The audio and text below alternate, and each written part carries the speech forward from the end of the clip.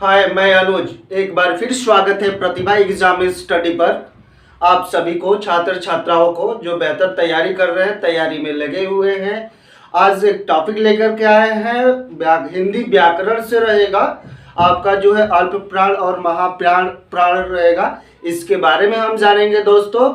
यहाँ सबसे ज्यादा कॉम्पिटिटिव एग्जाम में पूछने वाला यह टॉपिक है, जहाँ से बहुत सारे क्वेश्चंस आपके पूछे जाते हैं।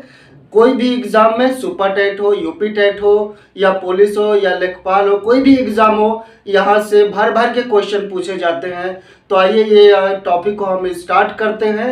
आशा करते हैं कि आप सभी जबरदस्त होंगे, उम्दा होंगे, और आपके परिवार वाले, माता पिता को जय हिंद इनकलाब। तो आइए स्टार्ट करते हैं दोस्तों। आज का जो टॉपिक रहेगा वो अल्प प्राण और महाप्राण से रहेगा। आइए दोस्तों, तो जानते हैं अल्प प्राण और महाप्राण के बारे में। तो टॉपिक रहेगा, आइए जानते हैं अल्प प्राण और महाप्राण। तो बात करते हैं यहाँ पे सबसे पहले दोस्तों अल्प प्राण और प्राण। प्राण एक शब्द आ रहा है दोस्तों, एक प्राण शब्द आ रहा है। प्राण क्या है, तो आइए इसको जानते हैं। संस्कृत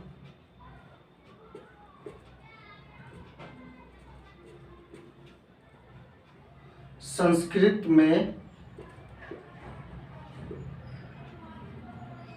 वायु को प्राण कहा जाता है। ठीक है मेरे प्यारे दोस्तों,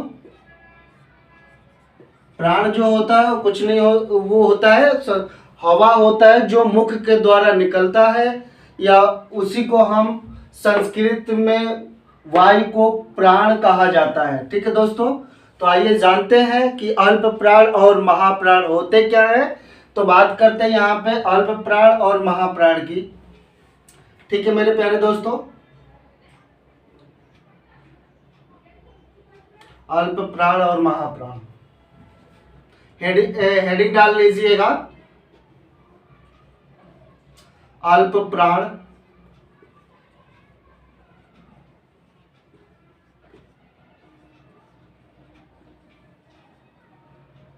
और महाप्राण।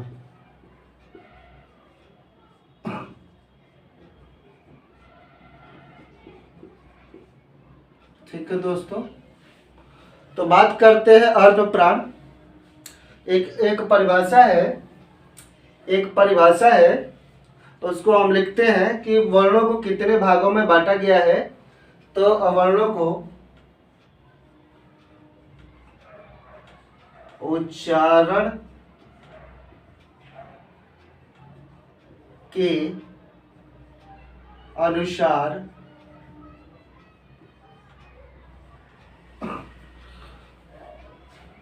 व्यंजनों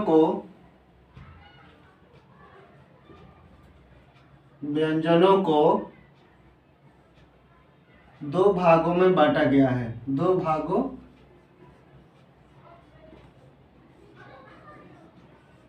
में बांटा गया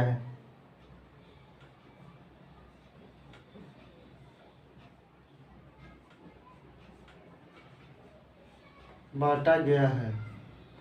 ठीक है दोस्तों, तो पहला कौन सा है, अल्प प्राण होते हैं, दूसरा महाप्राण होते हैं। तो आइए दोस्तों जानते हैं कि अल्प प्राण और महाप्राण क्या है, इसके बारे में जानते हैं। सबसे पहला जो पॉइंट रहेगा वो आपका अल्प प्राण रहेगा। अल्प प्राण,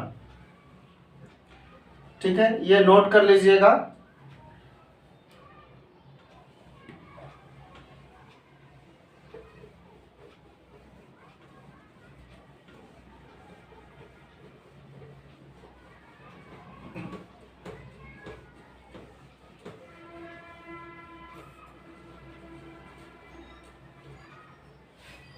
ठीक है दोस्तों, यहाँ पे टॉपिक डालते हैं अल्प प्राण।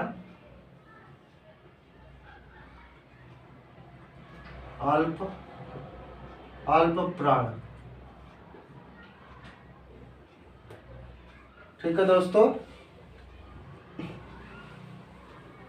इसको जानते हैं ऐसे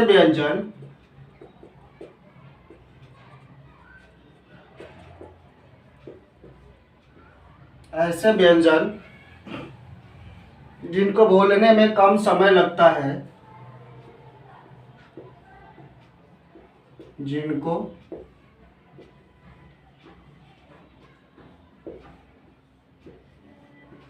बोलने में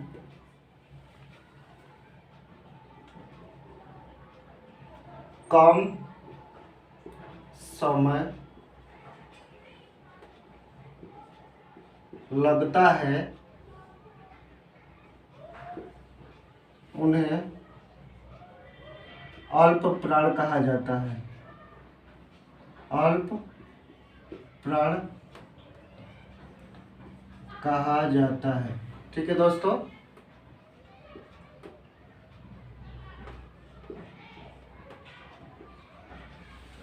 अब बात यहाँ पे करते हैं अल्प प्राण के। जैसे आपका जो है वर्ण होते हैं, प्रत्येक वर्ण का यहाँ पे जो होता है एक वर्ण होते हैं जो हमारे कॉन्सोनेंट होते हैं, वो 5 वर्ग होते हैं।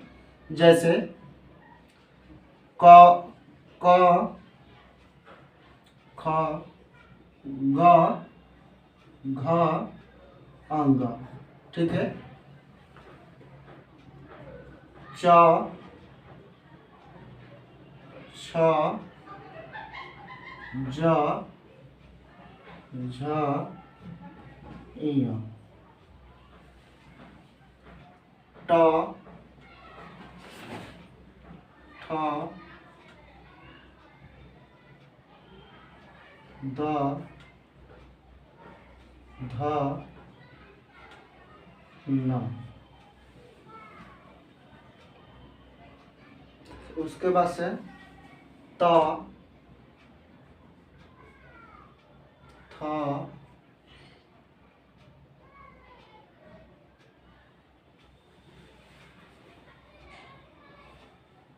ट, ठ, ड। माफ़ी चाहेंगे, यहाँ पे जो है हम इस यहाँ पर टाइप गलत हुआ है, राइट गलत हुआ है मेरे प्यारे दोस्तों, माफ़ी चाहेंगे इसके। ट, ठ, ट, ठ, ड, ढ, अण। ठीक है, और यहाँ पे होगा त, थ, द, ध, न,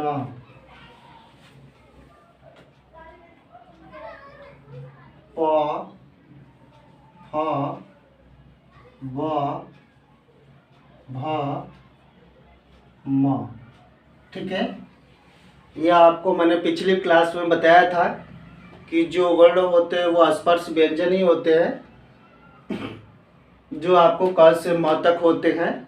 मैंने पिछले क्लास में आपको बताया था, तो यह स्पर्श व्यंजन होते हैं। इसी के आधार पर अल्प प्राण और महाप्राण का निर्माण हुआ है। तो बात करते हैं यहाँ पे दोस्तों। ठीक है, यहाँ पे पहला जो पॉइंट होता है, अल्प प्राणों की संख्या होती कितनी है, तो ये पहला जो नोट पॉइंट रहेगा आपका यहाँ पे, ये नोट कर लिया आपने।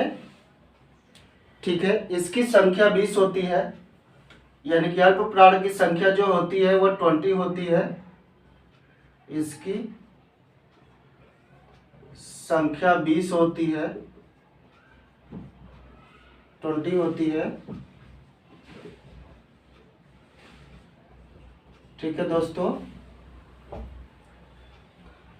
इसका प्रत्येक वर्ग का, ठीक है, यहाँ पे जो होता है प्रत्येक वर्ग का पहला, तीसरा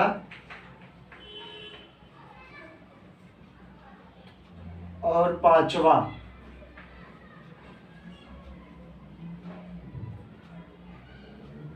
और पांचवा वर्ण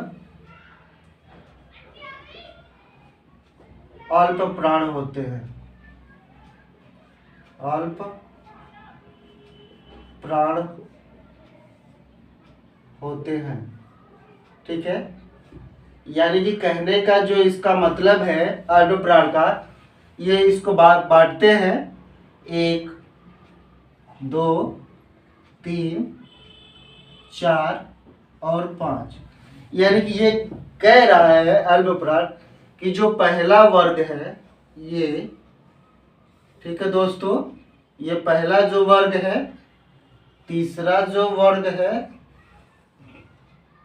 और पांचवा जो वर्ग है। ठीक है दोस्तों, ये सभी वर्ण क्या है, अल्प प्राण होते हैं। ठीक है दोस्तों,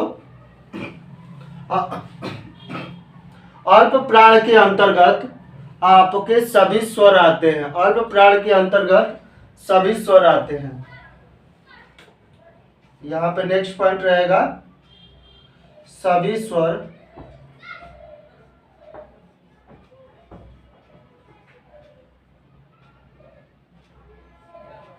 अल्प प्राण होते हैं।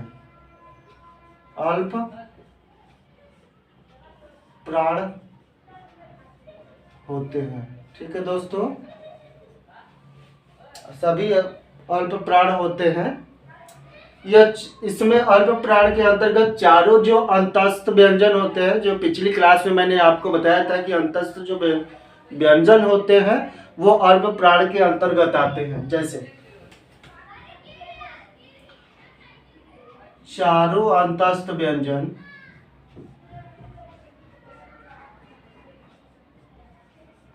अंतस्थ व्यंजन अल्प प्राण होते हैं। अल्प प्राण होते हैं। ठीक है दोस्तों, जैसे य, र, ल और व, ये जो होते हैं अंतस्थ व्यंजन जो होते हैं वो अल्प प्राण के अंतर्गत आते हैं। ठीक है मेरे प्यारे दोस्तों, इसकी संख्या जो होती है वो 5 होती है, सॉरी, इसकी संख्या जो होती है वो 20 होती है। इतना समझ में आया आप लोगों को? अगर आप इसको नोट करना चाहें नोट कर लें। जब भी आप क्लास लें मेरे प्यारे दोस्तों, आप पेन और पेपर अवश्य लें, और कुछ इंपॉर्टेंट पॉइंट होते हैं जो आप नोट कर लीजिएगा, वो एग्जाम में पूछे जाते हैं। यहाँ से जो क्वेश्चन होते हैं वो आपको बहुत सारे क्वेश्चंस आते हैं। आपका जैसे यूपी टेट हुआ, सी टेट हुआ, आपका लेखपाल हुआ, पुलिस हुआ, यहाँ से क्वेश्चन आपको जो है आते ही आते हैं, यह कन्फर्म है। ठीक है, तो यह अल्प प्राण होते हैं। तो आपका जो है, अब बात करते हैं महाप्राण की। ठीक है मेरे प्यारे दोस्तों, ठीक है, आगे कर चलूं मैं? ठीक है,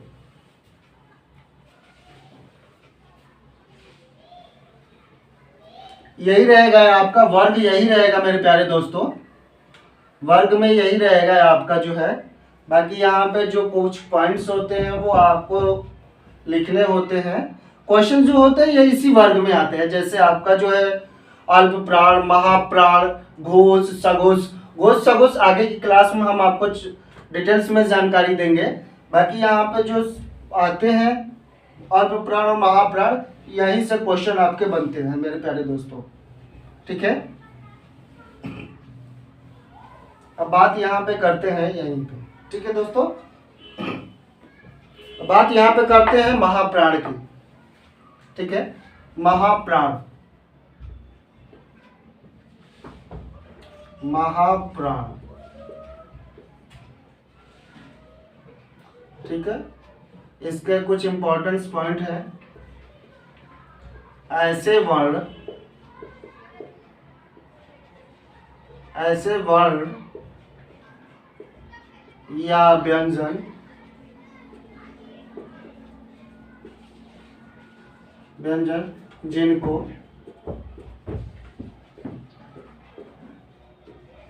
जिनको बोलने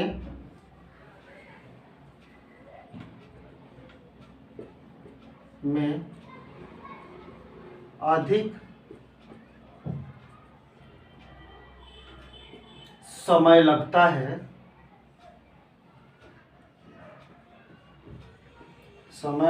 है, उन्हें महाप्राण कहा जाता है। महाप्राण कहा जाता है। ठीक है मेरे प्यारे दोस्तों, इसकी जो संख्या होती है वो 15 होती है।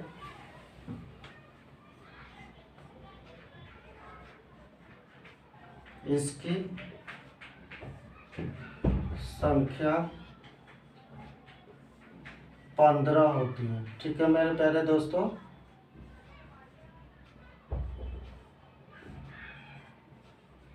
कौन कौन से होते हैं? इसका अगला जो पॉइंट रहता है,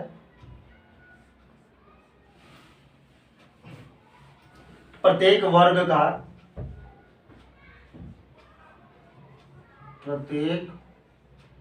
वर्ग का दूसरा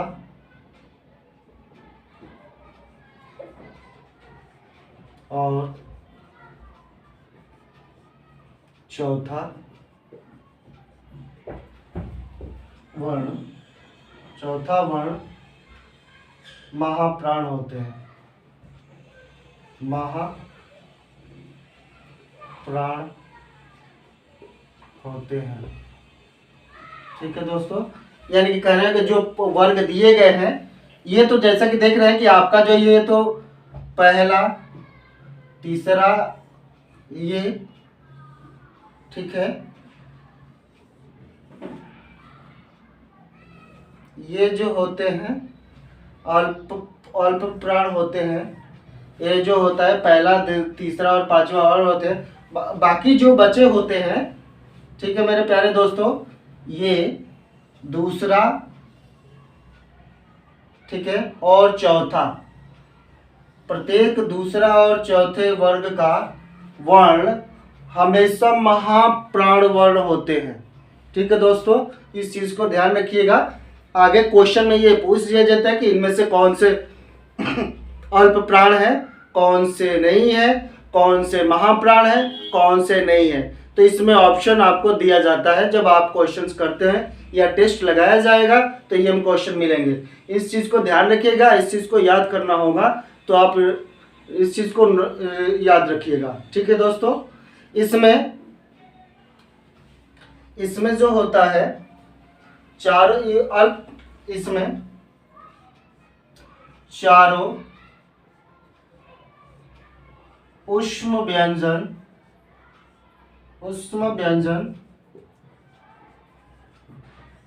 महाप्राण होते हैं। महाप्राण होता है। ठीक है दोस्तों, ऊष्म व्यंजन कौन से? पिछले क्लास में आप लोगों ने पढ़ा होगा। तो ऊष्म व्यंजन थे श,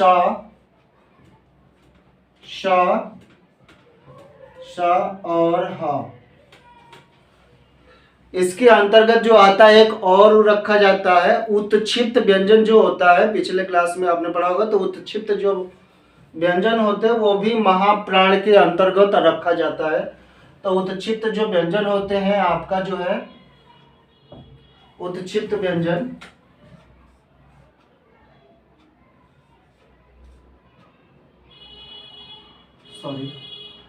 उत्क्षिप्त व्यंजन